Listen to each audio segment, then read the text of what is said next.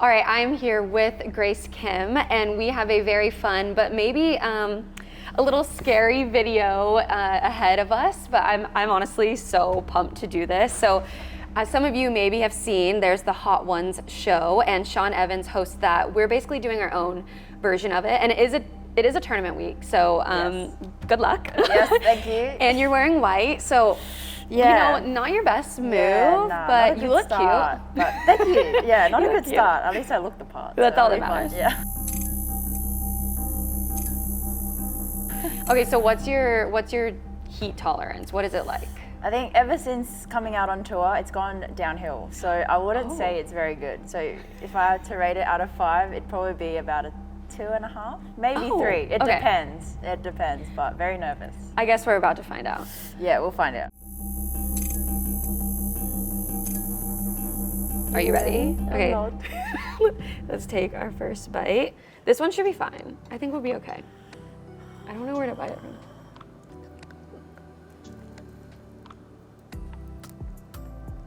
Like that one, I'd take another bite. But I'm gonna say, yeah, I'll just save it for now. But I'm gonna be careful.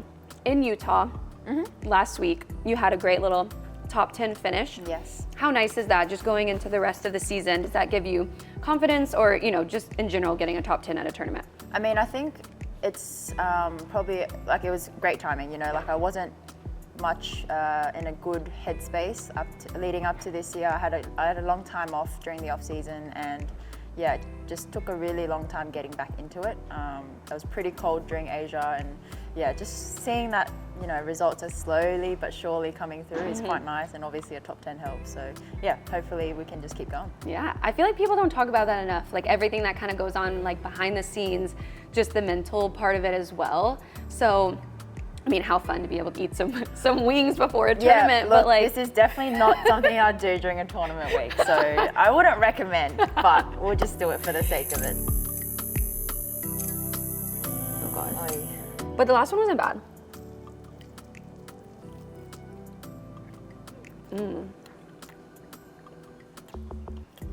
Oh, That was good. It's definitely getting a little I'm warmer. nervous. Why am I getting more and more nervous? I shouldn't lick this, hey. Jeez. Okay, so you were born in South Korea. No, I No? was born in Sydney. Oh, you were. But so your parents are Korean though, correct? Okay. So what was it like, I guess, growing up with those roots, but growing up in Australia? I think it was very interesting. Definitely looking back at it now, you know, because my parents moved basically the same year I was born, they were still, you know, had the traditional Korean upbringing as well. So I'd say I still had that Korean, traditional like way of growing up and all that. But looking back at it now, you can kind of have to balance it a little bit. Yeah. You know, you've got your Aussie, well, I've got my Aussie kind of laid back side, and then, you know, Koreans tend to be a little bit more tense. So I think my parents are pretty good at balancing that out now, which is nice. They're not too harsh on me, you know, growing up as well. Just like junior golf can get really intense. So I think they learned pretty quickly that that's just not the way it's going to work with me. So Right. that's always kind of nice. Yeah, okay. I want to know the backstory about avocados.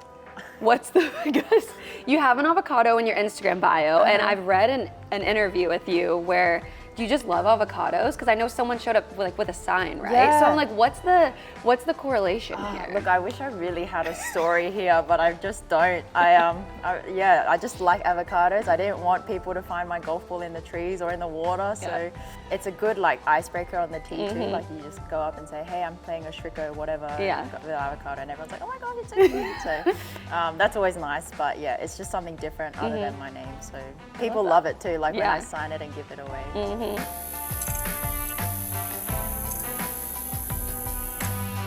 Oh no, oh no. Uh-oh.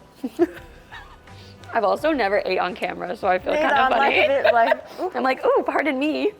Hey, that's not bad. Honestly, these are all really good.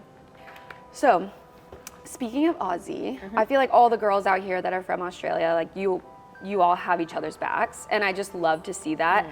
How nice is it in a sport that can be pretty, like, you know, individualistic to have people around you that support you. Yeah, I mean, I think everyone always comments on the Aussie camaraderie. It just shows how close we are. Like, no matter how, you know, early you came on tour or how late. Yeah. I think that's really nice. People like Kari Webb still chat to us, and, you know, people that are coming through, like a Cassie Porter who's rookie this year. Yeah, it's just nice to see that, I guess, a country probably the same size as America, or even bigger, but not as strong golfing. I guess maybe not as strong as America. Right. But it's just nice to see that we've come so far and on the world circuit now. So you know, anytime we have issues, we just reach out to each of us, have dinners each week. I think that's just what makes us closer each week, which is nice. Totally. And I know you mentioned Kari. I know you really look up to her, and she's done so much for all of the Aussie girls out on tour. How did she impact you and your journey to the big stage? I mean, you know, like, everyone knows her accomplishments and her accolades, but I think what she does to give back to Australian golf is just phenomenal. Like, no one really thinks of doing that, but we need more people like her. So I think that just really inspires me to hopefully one day I get to her her stage and be able to give it back too. For sure. Yeah. I love that. Yeah, she's such a legend. Can we just keep talking instead of having this swing? No more. Okay, we're done. Just waiting for you to go down first. I was already diving in. Yep, 7 out of 10 for sure. Oh. Nearly went down the wrong way. All right, so I think I read in an article somewhere, I feel it on my lips, somewhere with you, that you would rather be a couch potato sometimes rather than, you know, have to like work out every day as professional athletes do and all that. Yes. But first of all, two-pronged question here. How's the fitness routine going? I know you have a physio out here. And then if you are couch potatoing for the day, what's your go-to? Like, is it like a show, a movie? What is it? Well, the fitness part has definitely been paying off, which has been really nice. Obviously, last week in Utah, you've got elevation as well. So it's really nice to see I can carry a 250 meters easy, but not the case this week, which is fine. A little different, New York. But yeah, I mean, we've been working really hard over the off season just to make it really more consistent, and then hopefully during the tournament weeks, I can't even talk. Tournament weeks. Is your tongue going a little numb? Yes.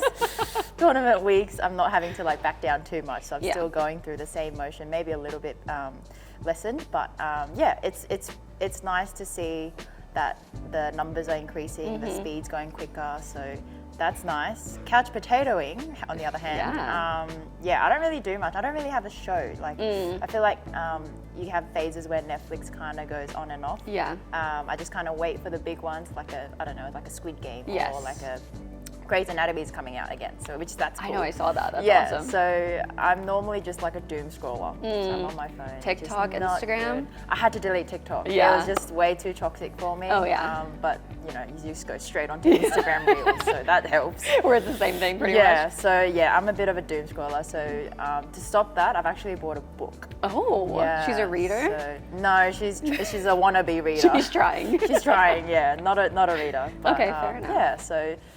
You've won on tour before. Yes. It was your rookie year. Yes. How crazy was that to come out here? You burst onto the scene. I think it was like your third start. Yeah, it was. Yeah, so what was that like, being able to lift the trophy that week, and how nice is it now going into events knowing you do have a win on your belt, you know you can get it done? Yeah, I think at times it's really nice to know that I have done it before. Damn wings.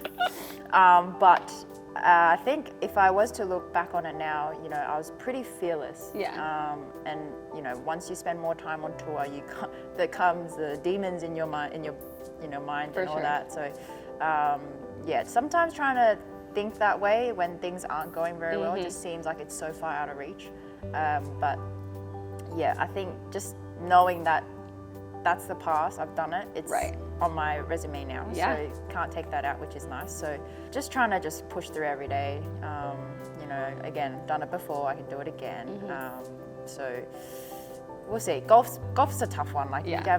you just need one good week, and it can really change your life. But generally, you've got more lows, which is sad. But Totally. the highs are so rewarding. So that I guess that's what we all live for. Yeah, definitely. I think golfers are addicts in a way. Yeah, pretty Because you're much. addicted to that high. That There's only high. one winner every week. So, but once you feel that, it's like, oh, I need that feeling Yeah, back. exactly. So I don't need this feeling back though. Yeah. Well, we're about to. Okay, last one. Am I allowed to swear? Are you ready? What if I accidentally swear? I just took a really big bite. I don't like this already. I feel like this one's gonna be a leg. Oh, leg kick, leg kick.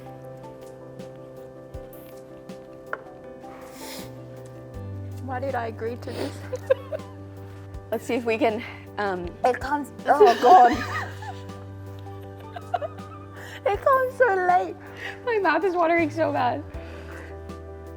I just had a really weird noise come from my throat. I'm salivating too much.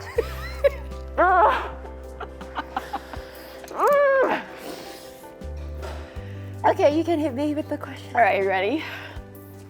The rest of the year, it's 2025. You've gotten several, tournaments under your belt in your LPGA career. Yes. What are some goals you have for yourself this year? What was the question? Oh, goals. To not do this again. Yeah, that's fair. Yeah, it's valid. To finish top 30 in the world, hopefully. Another win would be great.